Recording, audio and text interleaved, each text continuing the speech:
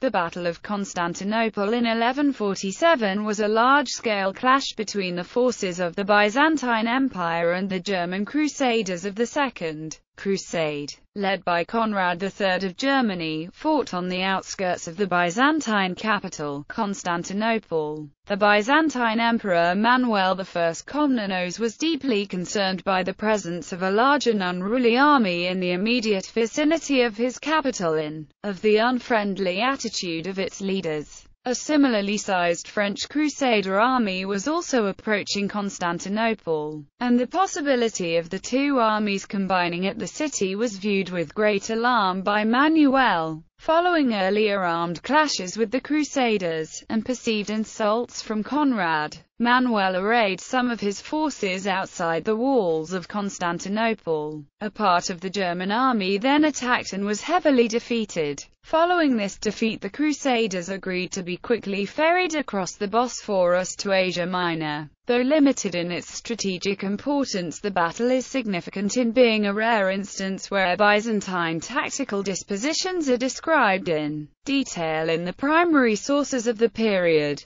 Background: the Second Crusade was instigated by Pope Eugenius III in response to the fall of the county of Edessa to the forces of the Muslim leader Zengi. The county had been founded during the First Crusade. This crusade was the first to be led by kings, namely Conrad III of Germany and Louis VII of France. The armies of the two kings marched separately across Europe. After crossing into Byzantine territory in the Balkans, both armies made their way towards the Byzantine capital, Constantinople. The Crusader armies intended to then take the overland route across Asia Minor to reach the Holy Land. Conrad had insulted Manuel by calling him King of the Greeks, rather than his formal title of Emperor of the Romans, and the imperial pretensions of the Germans made him far more suspect in Byzantine eyes than were the French.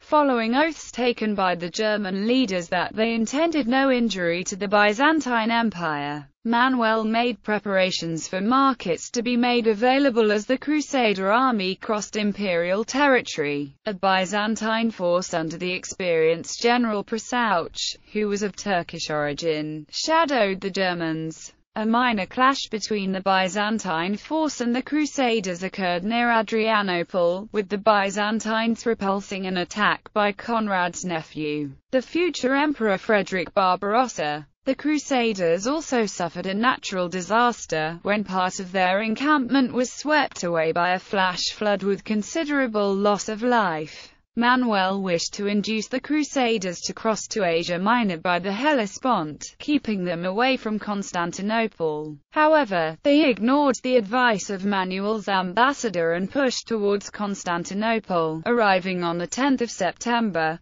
Manuel had extensively repaired and strengthened the walls of his capital as a safeguard against any Crusader aggression. The Germans encamped around the suburban palace of Philippation, but so pillaged it that it became quickly uninhabitable. They then moved to another suburban palace, Picradion. The Crusader force, which may have been suffering from a lack of food, made depredations on, and acts of violence against, the local population. Battle. The Byzantine force was placed under the command of two generals, Prasouch and Basil Zakandila. They were instructed to make a stand confronting the Germans, and by their presence provoke an attack. The Byzantine army was smaller than that of the Crusaders, but, as the contemporary Byzantine historian John Kinemos states, it was equally superior in military science and perseverance in battle. Prasouch and Zakandila had earlier been sent to observe a German army at a place called Longwy.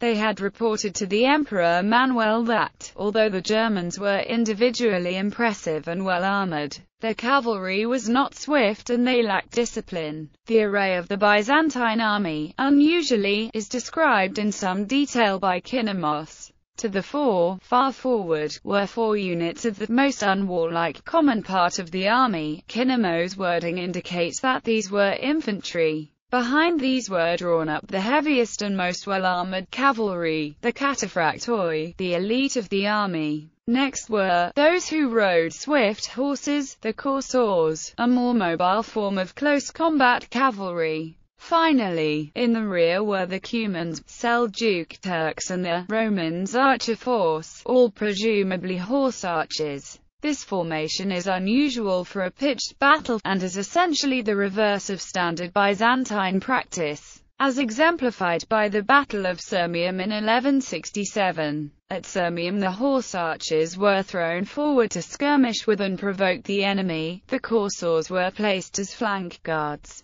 The cataphractoi were at the front of the main body of the army whilst the infantry were held in reserve in the rear. The Byzantinist John Birkenmeier argues that this array was dictated by the particular circumstances of the battle. The Byzantines knew the ground intimately, as it was just beyond the walls of Constantinople, and were aware of the German dispositions, so that they did not need to use their horse archers as a scouting or screening force. Indeed, the Byzantine array was more like that used by Alexios I Komnenos at the Battle of Philomelion in 1117, where the infantry were used to blunt enemy attacks, allowing the cavalry to make controlled counter-attacks from behind the infantry's protective screen. In addition, the lighter armed troops, by being placed in the rear, could both cover a retreat or exploit a victory, depending on circumstances. According to Kinemos,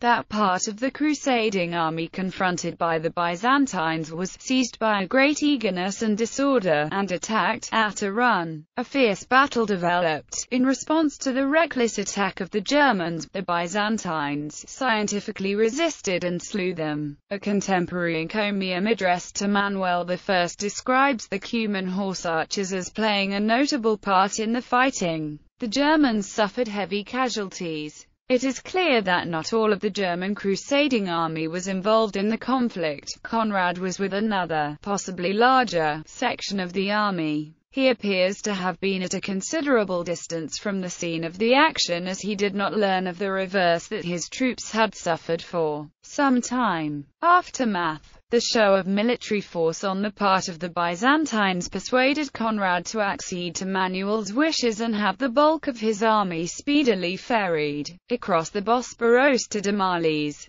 Manuel's gravest concern, the threat that the German and French crusader armies might combine immediately outside his capital, had been averted.